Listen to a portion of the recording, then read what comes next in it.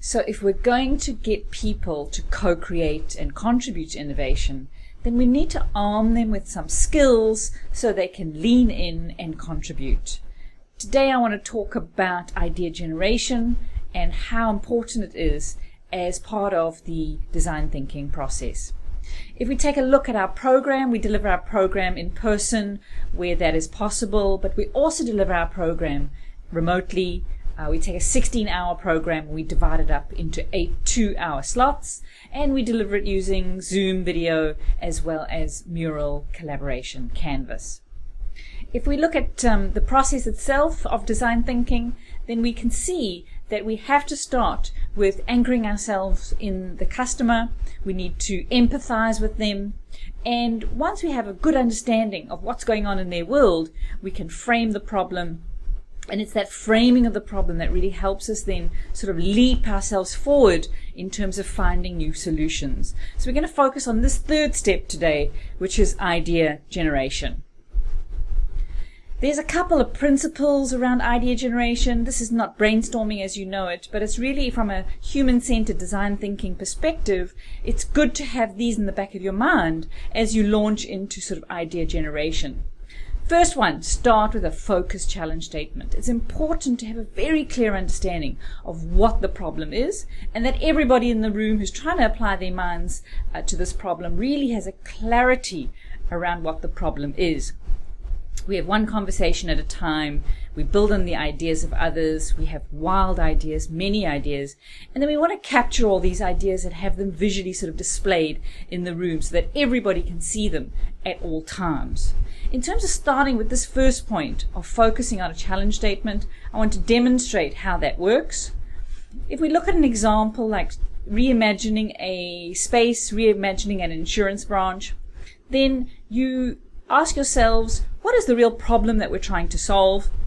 And here the challenge for this particular organization, this was for ING Direct, they decided that the problem with the typical space for an insurance company branch is that people don't really enjoy hanging out there. And so the framing of the problem that they had was, how might we create a branch experience where people enjoy spending time or enjoy hanging out?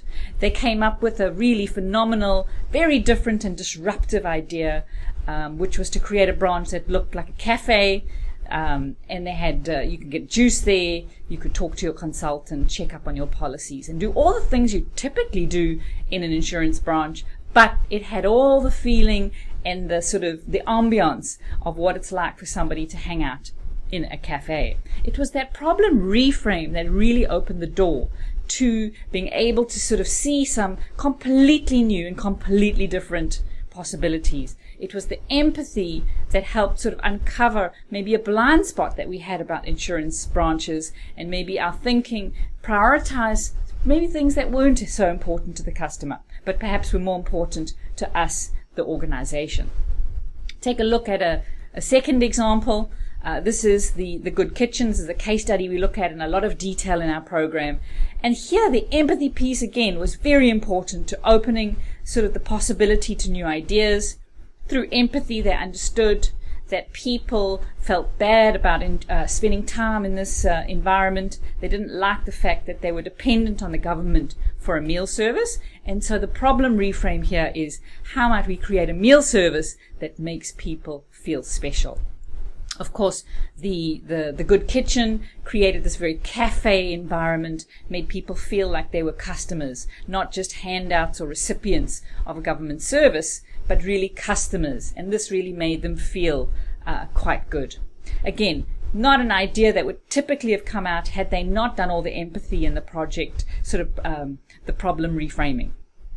Now, if we look at some of the other principles around idea generation, it's important for us to push ourselves quite far beyond what is typical and what would be sort of the norm for our ideas. We need to have wild ideas. We need to capture and have many, and we want many ideas. These are much better than having few ideas.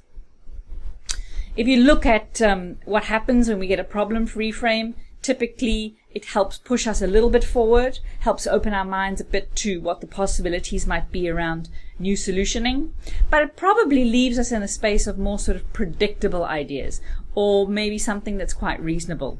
What you sometimes need to do is you need to push people a little bit further, really open their minds beyond what's typically sort of right in front of them.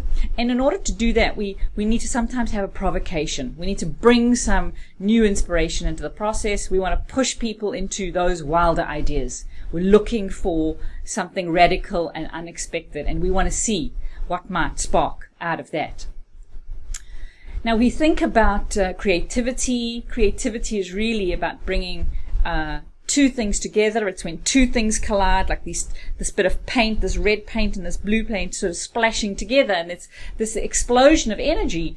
And that's really what happens when we have a new thought, is that we bring in this new element to something that is probably existing in our minds. And so what we try and do is we try and simulate this kind of collision of thoughts. We have the one part, which is our anchor. The anchor is the problem that we're trying to solve. And then we have to bring in a new element, the inspiration. And it's between these two, that Venn diagram of sort of meeting in the middle, where the possibility for a new idea can emerge. Some of the tools that we use to try and sort of provoke thinking and get people out of their sort of status quo is we use Method Kit. So Method Kit is a phenomenal set of provocations. There are many box sets that you can find.